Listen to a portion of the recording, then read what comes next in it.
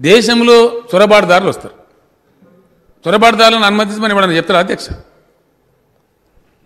ఎవరు కూడా చెప్పారు ప్రపంచంలో, ఏ దేశం కూడా చెప్పదు. అంటే మరి మన ట్రంప్ గారు అమెరికా దేశ అధ్యక్షుడు, ఆయన అయితే ఎన్నికల ప్రచారం చేసిండు అధ్యక్ష, దాని తర్వాత కూడా చేసిండు.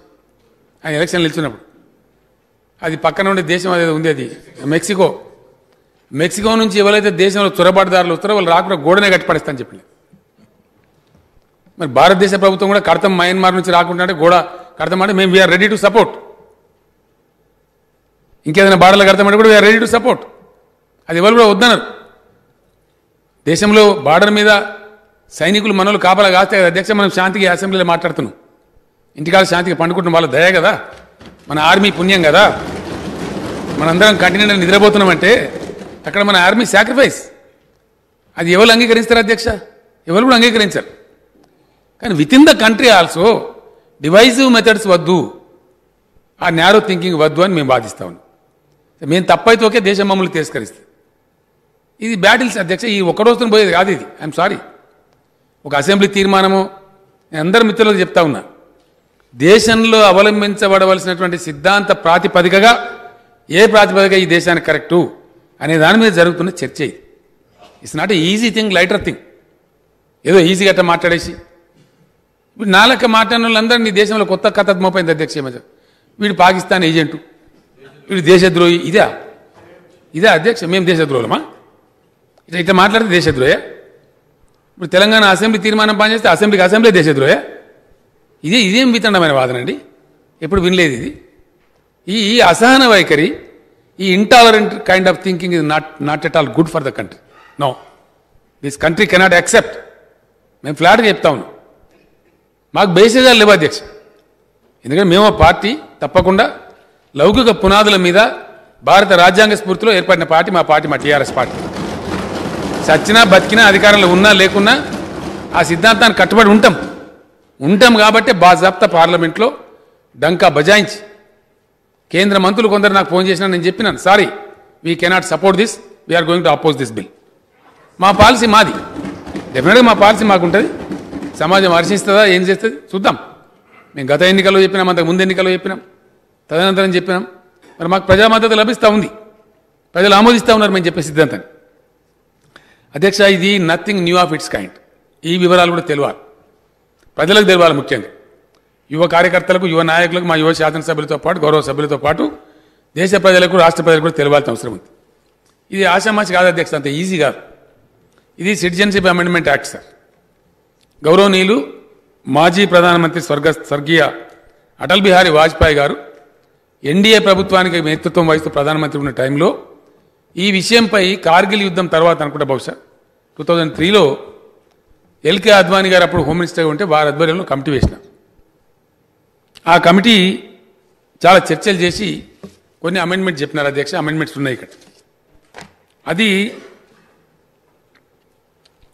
డిస్కషన్ చేసి ఎప్పుడు అధ్యక్ష 17 years బ్యాక్ కొన్ని చేర్పులు సూచించి చెప్తే దాని ప్రకారం ఈ చట్టాన్ని కొద్దిగా మార్చి MNIC multipurpose national identity card అందరికీ ఇవ్వాలి దేశంలో.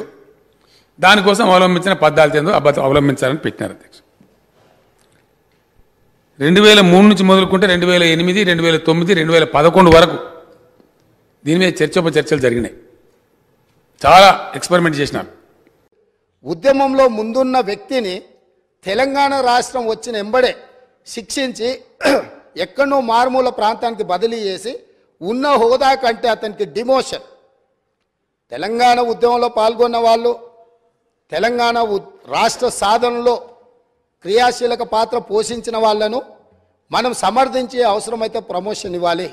ఒకవేళ ప్రమోషన్ ఇవ్వడానికి మీకు మనస్కరించకపోతే ఉన్న హోదాలనైనా ఉంచాలి. అలా కాకుండా శిక్షించి బదిలీ చేసిండ్రు. అతను కూడా ఆనాడు ఈఆర్సీ ముందు తన వాదన వినిపించిండు.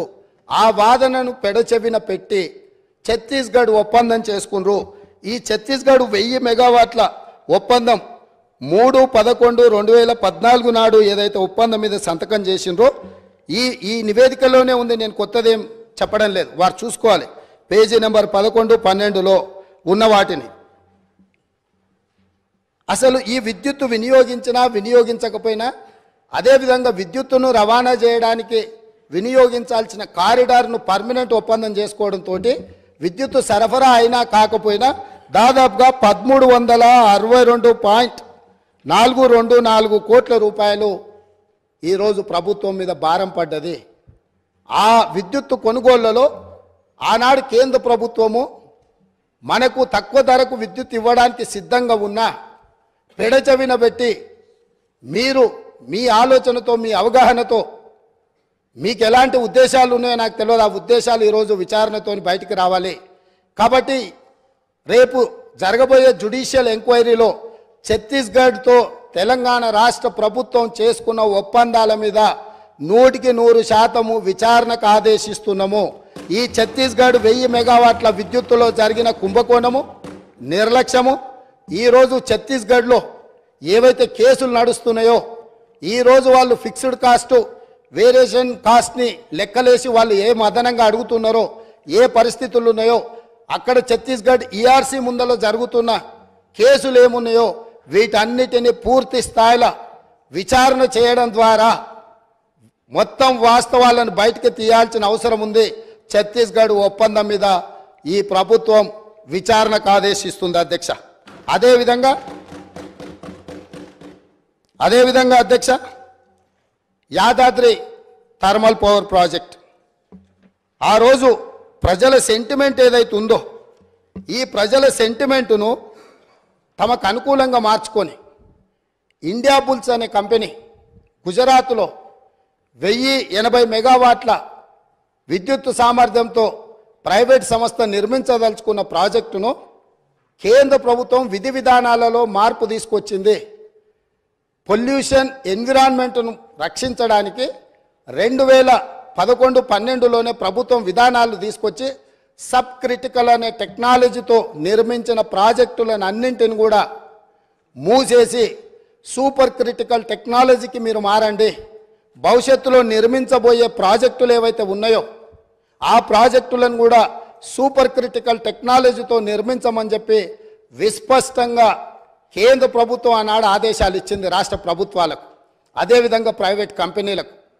అందుకోసము సూపర్ క్రిటికల్ టెక్నాలజీ ఉంటేనే 2013 తర్వాత ప్రాజెక్టులు నిర్మించాల్సిన నిబంధనలు ఉండడంతో గుజరాత్కు సంబంధించిన ఇండియా బుల్స్ అనే కంపెనీ BHELకు ఆల్రెడీ సబ్ క్రిటికల్ టెక్నాలజీతో పర్చేజ్ ఆర్డర్ ఇచ్చున్నది కాబట్టి ఆ కాలం చెల్లిపోయిన సాంకేతిక పరిజ్ఞానంతో ఆ ప్రాజెక్టు నిర్మించడానికి అవకాశం లేదని తెలిసి ఆ ఇండియా బుల్స్ కంపెనీ BHELకు మా డబ్బులు మాకు వాపసు ఇవ్వండి అని అంటే, మీరు ఆల్రెడీ కొనుగోలు ఒప్పందం చేసుకున్నారు, డబ్బులు చెల్లించారు, మీకు తిరిగి ఇవ్వడానికి కుదరదు. ఎవడైనా తలమాసినోడు ఇది కొనుక్కునేటోడు దొరికితే వాడిని తీసుకొచ్చి మాకు అప్పచెప్పండి, ఆ తలమాసినోడి దగ్గర మేము డబ్బులు తీసుకొని మీ డబ్బులు వెనక్కిస్తామని వాళ్ళు అంటే, తెలంగాణ ప్రభుత్వం నేనున్నా వాళ్ళని వీళ్ళని ఎందుకు ఎత్తుకుంటారు అని చెప్పి వీళ్ళు పోయి ఒక ప్రైవేట్ కంపెనీ మునుగాల్చిన సబ్ క్రిటికల్ టెక్నాలజీతో నిర్మించాల్సిన పవర్ ప్రాజెక్టును కాలం చెల్లిపోయిన దాన్ని మాకు అత్యవసరం ఉంది,